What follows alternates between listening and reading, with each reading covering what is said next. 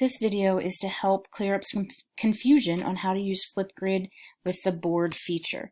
So in Flipgrid, you are going to go to the link and you are going to want to do your response just like we did before, and you will see the green plus sign. You are going to press that.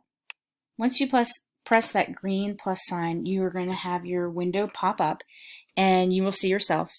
And what we're going to do is we're going to go down to the bottom here, and there are 6 little icons. The 5th one here, the second to the right, says board. If you click on board, you are given 3 options. Clear board is, when you just see yourself. We have a blackboard, which is what I have, or you could do a whiteboard. So it's kind of your preference.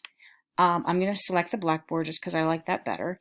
And then when you go to do your problem, what I found was nice is that I have trouble writing on this with my mouse pad. So if I want to type my problem, I pick a color. I go to this A, which stands for text.